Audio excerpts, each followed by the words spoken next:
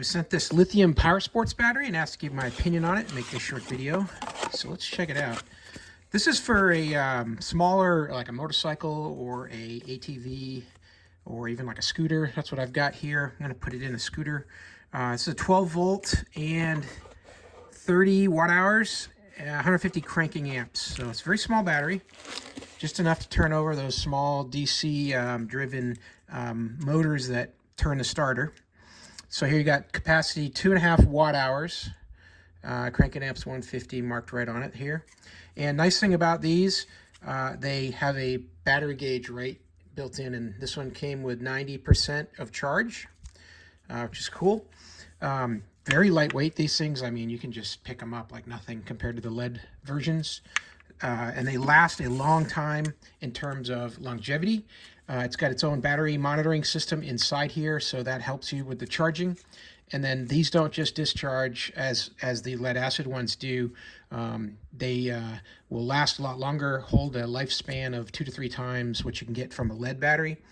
And they'll also have a lot of burst power. So when you're trying to crank up your device, it's going to have plenty of power right from the start. And it'll hold it through that whole startup sequence.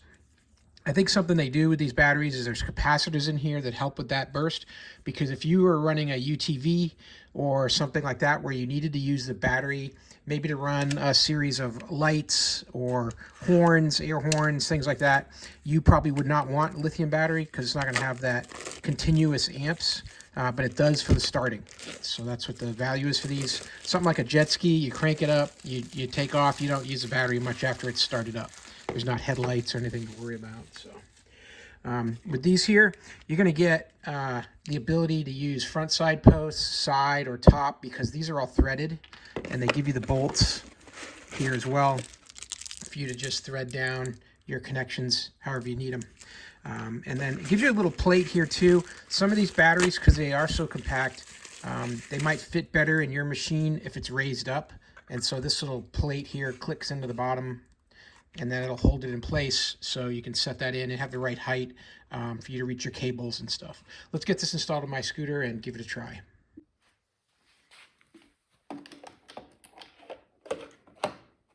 Fits in there just perfect.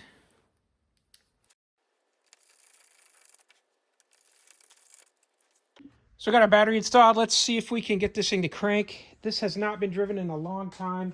It's pretty cold out, and it's going to take a while to turn over. Hopefully the battery's got enough power to be able to do that, and see if we can get this to fire up.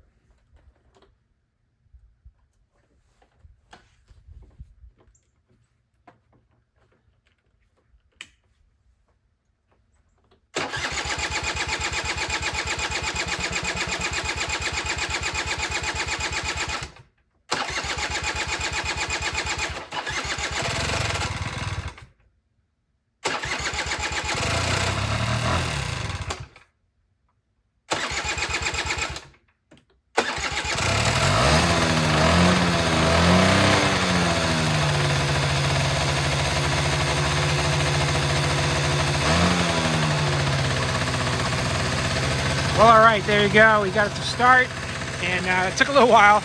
It definitely needed to crank over, get that fuel going. But this battery's got a lot of charge, works great for situations like this. I hope this will help you out in your motorsports and power sports needs too. I hope this video is helpful.